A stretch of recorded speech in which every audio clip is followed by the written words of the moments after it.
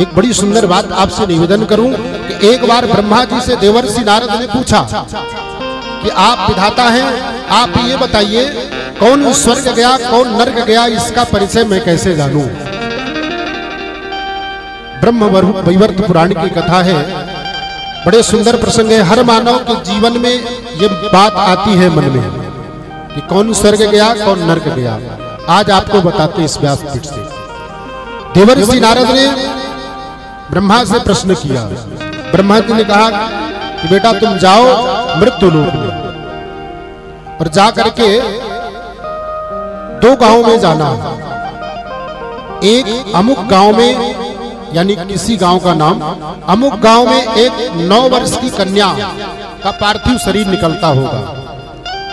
वहां पर जाना, उस गांव में किसी से कुछ बोलना नहीं, कोई वेश बदल करके जाना और उस गांव में जाकर के एक किनारे वहां बैठ करके संपूर्ण दृश्य सुनना, कौन क्या कहता है, किस प्रकार की बातें करता है, और वहां पर देख करके संपूर्ण बातें सुन करके याद करके और वापस लौट करके आके मुझे बताना। फिर मैं तुम्हें बताऊंगा कि कौन स्वर्ग गया कौन नर्क गया।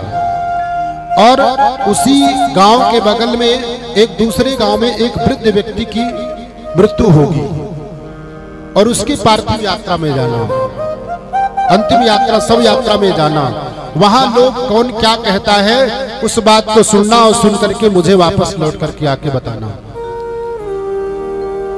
देवर्षि नारद आए मृत्युलोक में। आकर के देवर्षि नारद ने अपना वेश बदल दिया, एक ब्राह्मण का वेश बना करके, और देवर्षि नारद अपनी वीणा को रख करके, करताल मजीरा को रख करके ब्राह्मण वेश बना करके जिस गांव में कन्या की मृत्यु हुई थी, पार्थिव शरीर को अंत्येष्टि के लिए ले जाया जा रहा था, उस गांव के नुक्कड़ नुक्कड़ गली गली में वो ब्राह्मण रूपी नारद जाकर के बैठते हैं और सबकी बातें सुनते हैं।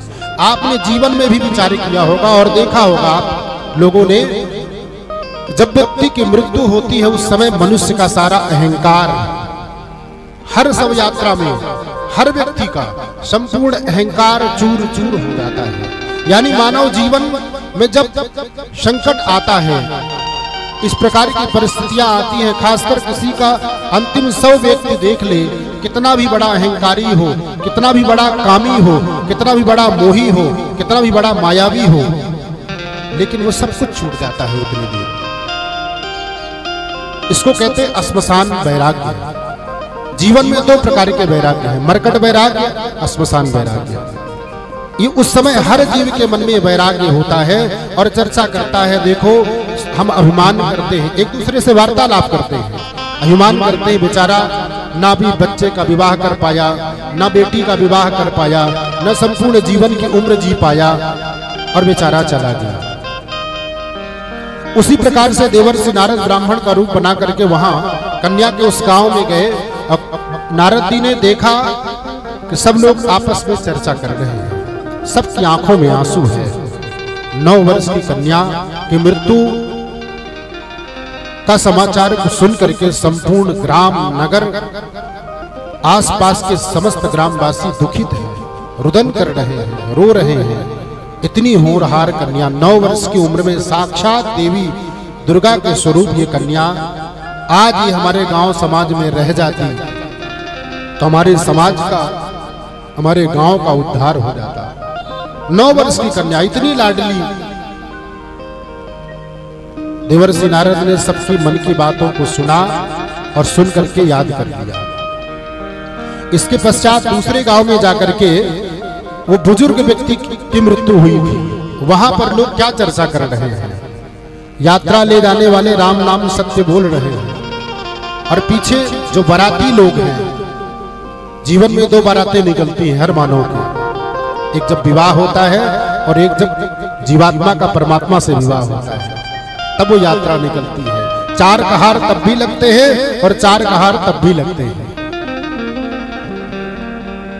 वो बुजुर्ग व्यक्ति की अंत्येष्टि में देवर्षि नारद पहुंच करके देखा, हर व्यक्ति ये चर्चा कर रहे हैं, बहुत अच्छा हुआ, समाज को दूषित करके रखा था, इतना दुष्ट अन्यायी अत्याचारी सुकून की रोटी किसी को नहीं खाने देता था।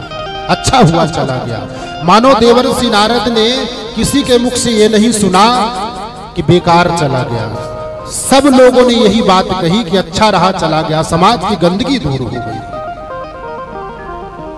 देवर्षि नारद ने सोचा कि 9 वर्ष की कन्या वहां उसके अंतिम शव यात्रा में मैं देखा कि पूरा समाज, पूरा गांव, पूरा क्षेत्र, पूरा नगर बिलक बिलक कर रो रहा है, फूट फूट करके। और 80 वर्ष का बुढ़ा मरा और इसको किसी ने अपनी जबान से ये नहीं कहा, यहां तक कि इसकी पत्नी और बेटों ने नहीं कहा कि बेकार में क्यों मर गए। किसी की आंखों में मैंने आंसू नहीं देखा। देवर्षि नारद की बुद्धि चकरा गई। 9 वर्ष की कन्या के लिए संपूर्ण समाज रो रहा है और इस 80 वर्ष के बुजुर्ग के लिए कोई रुदन नहीं कर रहा।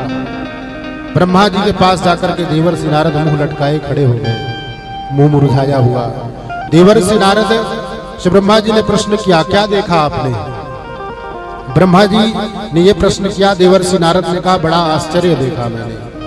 80 वर्ष का बुढ़ा मर गया, उसकी पत्नी, उसके बेटों ने भी नहीं कहा कि बेकार मर गए। किसी ने नहीं रोया, सबने यही कहा कि अच्छा हुआ, समाज की गंदगी दूर हो गई। हमेशा लड़ाई करवाते थे, झगड़ा करवाते थे, परेशान करते थे, समाज को दूषित करके रखा था इस व्यक्ति ने। और उस कन्या, देवर्षि नारद ने कहा, मैं एक देवर्षि हूं और एक संत हूं, वैरागी हूं। उस कन्या के दुख को देख करके, मृत्यु के समाचार को देख करके, संपूर्ण समाज को रोते हुए देख करके मुझसे नहीं रहा गया और मेरे आंखों से आंसू निकल आए। बस ब्रह्मा जी ने कहा, देवर्षि नारद यही तो फैसला हो गया। वो कन्या स्वर्ग गई, भगवत धाम को गई और वो बुजुर्ग व्यक्ति सीधे यमराजपुरी को गया, नरक गया। तो कहने का तात्पर्य है, मानव जीवन में ऐसी व्यवस्था स्थापित करें, ऐसे समाज में छाप छोड़े, ऐसा स्वभाव बनाए कि कम से कम मरने के बाद कोई ये तो न कहे कि अच्छा चला गया।